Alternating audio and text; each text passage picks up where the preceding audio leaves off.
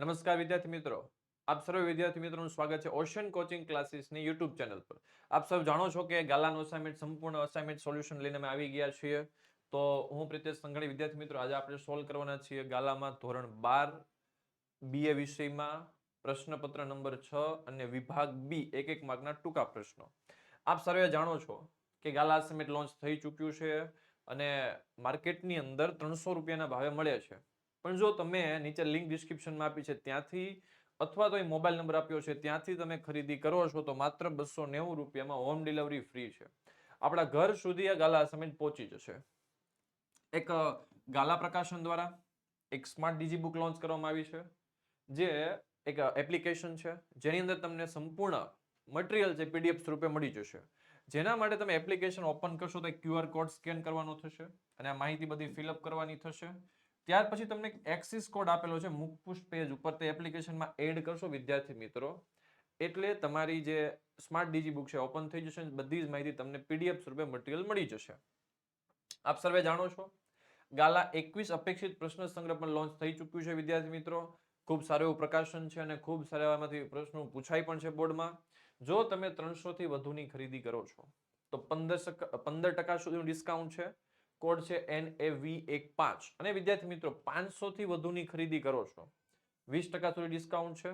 Code છે NAV20.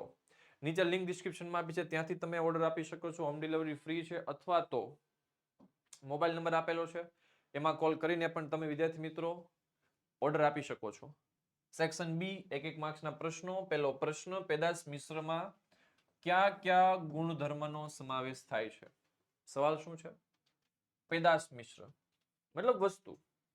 વસ્તુમાં કયા કયા ગુણધર્મો હોય? કોઈ પણ વસ્તુ છે, ઉદાહરણ તરીકે તો આ પેન છે, આ એક વસ્તુ છે, આનો રંગ હોય, આનો રૂપ હોય, આનો આકાર હોય કે નહીં? તો સિમ્પલ છે, રૂપ, રંગ, કદ, આકાર, વજન, છાપ, પેકિંગ. પછી કાર્ય સંબંધિત ખાતે ગેરંટી, વોરંટી વગેરે. વેચાણ પછીની સેવા અને પેદાશના વૈવિધ્યકરણનો સમાવેશ થાય છે. તો જો વિદ્યાર્થી મિત્રો રંગ, રૂપ, આકાર, કદ, વજન, પેદાશ મિશ્ર એટલે કે વસ્તુ જે પેદાશ છે તો રંગ, રૂપ, આકાર, કદ, સ્વરૂપ વગેરે બાબતનો એમાં શું થાય છે? સમાવેશ થાય છે. વ્યૂહરચના એટલે શું? ચેપ્ટર નંબર 3 નો ક્વેશ્ચન છે. એક તમને બીજો ક્વેશ્ચન આપી દઉં, સવાલ કદાચ 1 માર્ક્સમાં આવે. નીતિ એટલે શું? આવું આવ્યું હોય ને બોર્ડમાં તો આપણે હાવ ડાબલી બિહાઈ જાય. એટલે હું સાથે જે કહેતો જાઉં છું ને ટેક્સ્ટ બુકમાં ગોતવાનું, મને કોમેન્ટ બોક્સમાં નીચે કહેવાનું, જેથી આપણે બીજા વિદ્યાર્થીઓની પણ હેલ્પ કરી શકીએ. તો વ્યૂહરચના એટલે શું? મતલબ કે આયોજનમાં નક્કી કરેલા ઉદ્દેશ કે ધ્યેયને સિદ્ધ કરવા માટે ઉપયોગમાં લેવામાં આવતી વિદ્યાર્થી મિત્રો યુક્તિ છે. શું છે? યુક્તિ. આયોજનમાં નક્કી કરેલા ધ્યેય કે ઉદ્દેશ, અહીં શબ્દ વાપર્યો છે આપણે ઉદ્દેશ, સિદ્ધ કરવા માટે ઉપયોગમાં લેવામાં આવતી યુક્તિ એટલે કે વ્યૂહરચના. વ્યૂહરચનાનો ઉપયોગ ક્યાં ક્યાં થાય છે? તો કે લશ્કરમાં થાય છે, રમતગમતમાં થાય છે, દેશના આંતરિક વિકાસ કરવામાં થાય છે, વગેરે જગ્યાએ વ્યૂહરચનાનો ઉપયોગ થતો હોય છે. જવાબદારી એટલે શું? આપણે એ આવડતું છે. ઉત્તરદાયિત્વ એટલે શું? આપણે આવડતું હોય છે. અહીંયા એવો સવાલ પણ મૂકી શકે, સત્તા એટલે શું? ખાલી એવું મૂકી શક્યો કે સત્તા એટલે શું? અહીંયા આપણી ડાબલી બિહાઈ જાય. આ પણ એક નોટ કરજો સવાલ. જવાબદારી એટલે શું? તો એક પ્રકારની ફરજ છે. જવાબદારી ઉપરી અધિકારી દ્વારા જે તે કાર્ય કરવા માટે વહેંચવામાં આવેલી શું છે? ફરજ છે. કોઈ ચોક્કસ કાર્ય પૂર્ણ કરવા માટે જે કાર્ય સોંપણી આવશ્યક ભાગ ઉભો હોય તે જવાબદારી છે. મતલબ કે વિદ્યાર્થી મિત્રો ઉપરી અધિકારીઓ દ્વારા તમને જે કામ કરવા માટે જે ફરજ આપવામાં આવી છે એને કહેવામાં આવે છે જવાબદારી. જે તમારે સંપૂર્ણ રીતે કાર્ય કરવાનું હોય છે, જે તમને કાર્યની સોંપણી થાય એ તમારો આવશ્યક ભાગ હોય એને શું કહેવાય છે? જવાબદારી. જેમ કે તમને કોઈ જગ્યાએ કામ કરો છો અને તમને કીધું ભાઈ આ કામ તમારે કરવાનું છે અને તમે એ કામ કરવા માટે ત્યાં જાઓ છો તો એ તમારી ફરજ થઈ ને, અને તમારે કામ કરવાનું છે. જે કામની સોંપણી થાય એ કામ કરવાનું હોય છે. વ્યવસ્થા તંત્રને પ્રબંધ શા માટે કહે છે? આ એક બહુ ફાઇન સવાલ છે. વ્યવસ્થા તંત્ર પ્રબંધ શા માટે કહે છે? પ્રબંધ એટલે બે કે તેથી વધુ લોકો સાથે મળીને જે કામ કરે ને એને શું કહેવાય છે વિદ્યાર્થી મિત્રો? પ્રબંધ કહે છે. જોઈએ એનો આન્સર. જ્યારે એક કરતા વધારે વ્યક્તિઓનો સમૂહ કાર્ય કરે ત્યારે તે કાર્યને અસરકારક રીતે સિદ્ધ કરવા માટેનું માળખું રચાય છે એને કહેવાય છે પ્રબંધ. ખબર પડી કે નહીં? જ્યાં એક કરતા વધારે એટલે બે કે તેથી વધુ વ્યક્તિઓનું સામૂહિક રીતે કાર્ય કરે છે સાથે મળીને, અને કઈ રીતે અસરકારક રીતે કરવામાં આવે એનું જે માળખું બને છે એ વ્યવસ્થા તંત્ર છે અને એને શું કહેવાય છે? પ્રબંધ કહેવામાં આવે છે. એટલે જ્યાં બે કે તેથી વધુ, એક કરતા વધારે એટલે બે કે તેથી વધુ વ્યક્તિઓ સાથે મળીને કામ કરે છે એને શું કહેવાય છે? પ્રબંધ કહેવાય છે. વર્તમાન સમયમાં મોટા ભાગના એકમો હવે કર્મચારી વ્યવસ્થાના વિભાગને બીજા કયા નામે ઓળખાવે છે? કર્મચારી વ્યવસ્થાને બીજું બહુ સિમ્પલ છે, એને કહેવાય HRM. જોઈએ, વર્તમાન સમયમાં મોટા ભાગના એકમો કર્મચારી વ્યવસ્થાને માનવ સંસાધન વિભાગ તરીકે ઓળખાવે છે. જેની અંદર માનવ સંસાધન વિભાગનો એક ડિપાર્ટમેન્ટ એટલે કોણ છે? HRM. એની અંદર કર્મચારીઓ વિશે રિસર્ચ થાય છે, જાણકારી મેળવવામાં આવે છે અને પછી એને બઢતી, બદલી કે પછી અપકર્ષ આપવામાં આવે છે. એટલે હાલના સમયમાં માનવ સંસાધન વિભાગ તરીકે ઓળખવામાં આવે છે. દોરવણીના તત્વો જણાવો. 4 તત્વો છે. કેટલા તત્વો છે વિદ્યાર્થી મિત્રો? 4. પહેલું છે નિરીક્ષણ, બીજું છે અભિપ્રેરણ, ત્રીજું છે નેતૃત્વ અને ચોથું છે માહિતી સંચાર. આ 4 તત્વોનો એમાં સમાવેશ થતો હોય છે.